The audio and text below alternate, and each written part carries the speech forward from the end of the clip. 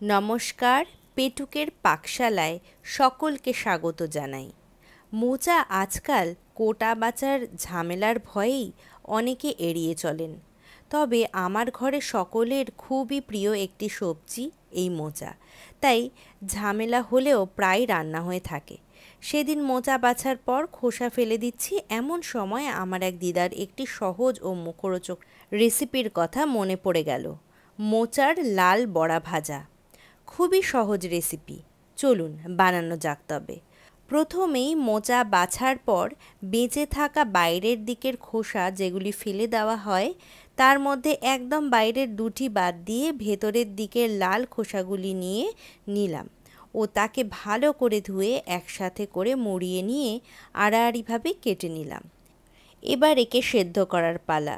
একটি পাত্রে নুন ও হলুদ জলে দিয়ে 8 থেকে 10 মিনিট সেদ্ধ করে নিতে হবে। সেদ্ধ হয়ে গেলে একটি স্ট্রেনার বা ছাঁকনির সাহায্যে সব জল ঝরিয়ে নেব। এরপর একটি অন্য বাটিতে মোচার সেদ্ধ খোসাগুলি নিয়ে তাতে একে একে 2 to 3 টেবিলস্পুন কর্নফ্লাওয়ার, 1 টিস্পুন হলুদ গুঁড়ো, 1 টিস্পুন ঝাল লঙ্কার গুঁড়ো, 1 টিস্পুন কালো জিরে, 1 টিস্পুন নুন, 1 টিস্পুন চিনি, হাফ টিস্পুন খাবার সোডা, হাফ টিস্পুন হিং এবং 2 টেবিলস্পুন বেসন দিয়ে ভালো করে মেখে নিলাম। এখানে অতিরিক্ত জল দিয়ে গোলার দরকার নেই, যেহেতু মোচার খোসা সেদ্ধ করায় সেটি ভেজাই আছে। তবে যদি দরকার পড়ে 1 থেকে 1.5 টেবিলস্পুন মানে 1.5 টেবিলস্পুন মতো জল অ্যাড করতে পারেন। মোচার খোসা সেদ্ধ করার সময় তার মধ্যে বেশ কিছুটা জল সোক করে গেছে, তাই সেখান থেকে জল বেরোবে, কিন্তু তবুও যদি শুকনো লাগে আপনারা সেখানে জল কিছুটা অ্যাড করে নিতে পারেন দরকার মতো। আমি এখানে 1 টেবিলস্পুন মতো জল অ্যাড করেছি। এরপর ভেজে নেব এক এক করে। প্যান গরম হলে তেল দিয়ে গরম তেলের মধ্যে মিশ্রণটি থেকে বড়ার আকারে গড়ে একটি একটি করে ভেজে নিলেই তৈরি সাবেকি মোচার লাল বড়া। কি বন্ধুরা, কেমন লাগলো? একবার বানিয়ে দেখুন, দেখি কেমন হলো। অবশ্যই জানান আমায় কমেন্ট করে।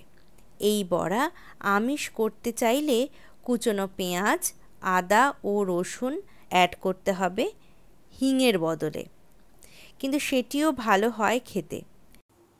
হিং আসলে পেঁয়াজ রসুনের স্বাদের সাথে ঠিক যায় না, তার স্বাদটা ক্ল্যাশ করে।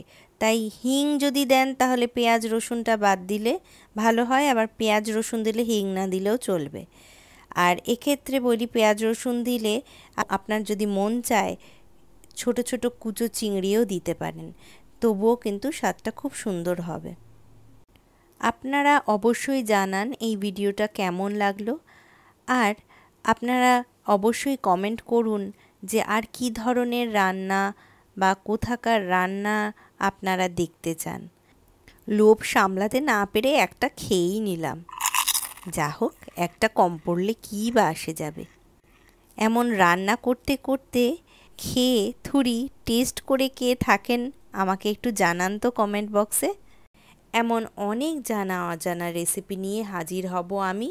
তার জন্য আপনাদেরও তো আমার পাশে থাকতে হবে, তাই তো?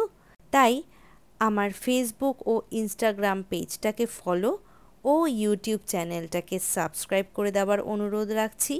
ভালো খান, সুস্থ থাকুন। আজ তবে আসি, আবার দেখা হবে পরবর্তী ভিডিওতে।